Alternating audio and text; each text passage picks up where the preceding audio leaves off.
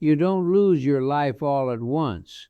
You lose it in hours, quietly, willingly, and most of the time, you don't even realize what you've given away. My name is Franklin Turner, and I am 88 years old.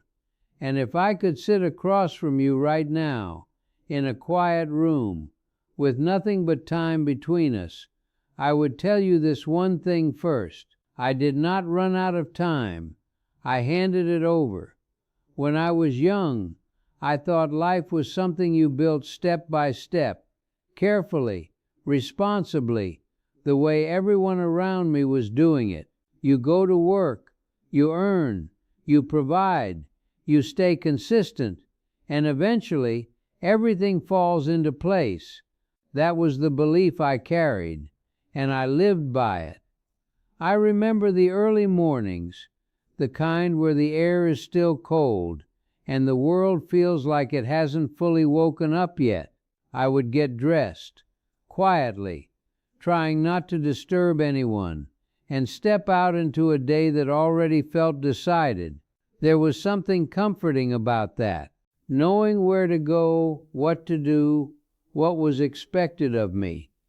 It made life feel simple, but simplicity can sometimes hide something deeper. I didn't question it back then, because there was no reason to. I was doing what I was supposed to do. I had a job, a steady paycheck, a routine that gave my days structure. People respected that. They saw me as someone dependable, someone who could be trusted, and I wore that identity with pride. But over time, something began to shift, not loudly, not in a way that demanded attention, but quietly, in small moments I didn't fully understand. I would come home after a long day, sit down, and feel a kind of emptiness I couldn't explain. Not sadness, not regret, just a subtle feeling that something inside me had been left unused.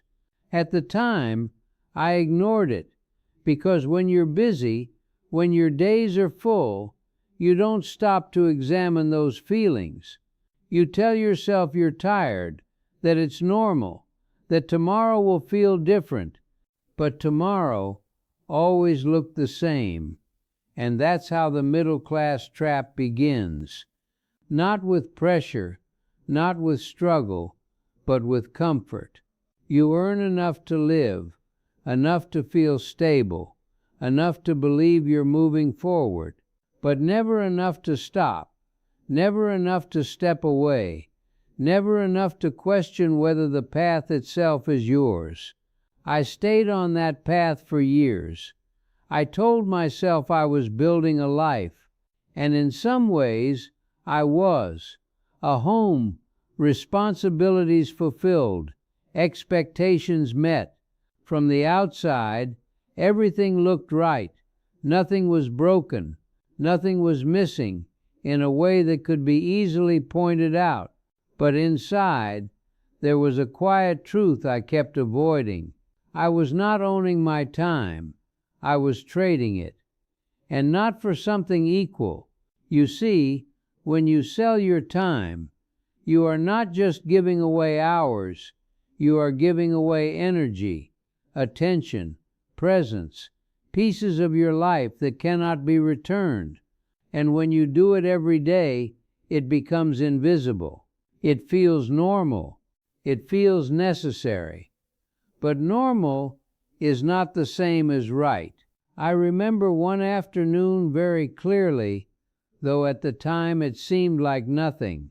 I was sitting at work, watching the clock, waiting for the day to end, not because I hated what I was doing, but because I was tired of not being somewhere else.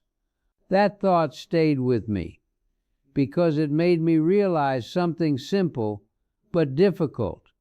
If you spend your day waiting for it to end, what are you really living? I didn't answer that question. I went home. I ate dinner. I slept. And the next day, I did the same thing again. That is how years disappear. Not in dramatic ways, but in repetition. Morning, work, evening, sleep, and then again. You don't notice the loss, because it happens slowly, politely, without forcing you to look at it. And by the time you do, it has already taken something from you. At 88, I don't think about money the way I used to. Money matters. Of course it does, but it is not the thing that stays with you in the end. What stays is how you spent your time, and more importantly, whether it ever truly belonged to you. I had stability. I had security, but I did not have freedom in the way I thought I did.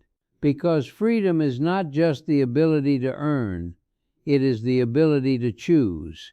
To choose how you spend your day, your energy, your attention.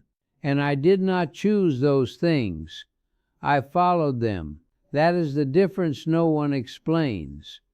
The middle-class life teaches you how to survive comfortably, but not how to live freely. It keeps you in motion, always moving, always working, always maintaining, but rarely stepping back to ask why. And the longer you stay in that motion, the harder it becomes to step out of it, because it becomes who you are. I became that man, the man who worked hard, who provided, who did everything right, and still somehow felt like something had been left behind. Not something physical, not something you could point to, but something deeper. A sense that I had spent my life maintaining a system instead of creating a life that truly belonged to me. And that realization, it does not come easily. It comes quietly, usually when everything slows down, when the noise disappears, when there is nothing left to distract you. That is when you begin to see things clearly, not all at once, but piece by piece. Moments you rushed through, days you gave away, years that felt full, but now seem distant, almost unreal, and you begin to understand something that is very difficult to accept. You cannot get that time back. No amount of money, no amount of success, no amount of effort can return the hours you already sold. That is the cost. And it is a cost no one talks about when you are young. If you are listening to me, I am not asking you to stop working. Work is part of life. But do not make the mistake of giving all of your time away, thinking you will reclaim it later. Later does not always come the way you expect. Keep something for yourself, not just money, not just dreams, but time. Time where no one tells you what to do, where no one measures your value, where you are not exchanging your existence for approval or security. Because if you lose that, you may gain everything else, and still feel like something is missing. I spent too many years believing I was building a life when I was really just maintaining one, and by the time I understood the difference, most of my time had already been spent. So if there is one thing I would leave you with, something simple, something honest, stop selling all of your time, not because money is unimportant, but because your life is worth more than what anyone is willing to pay for it. And if you wait too long to understand that, you will not feel the loss in a single moment. You will feel it slowly, as you look back and realize you were always busy, but you were not always free.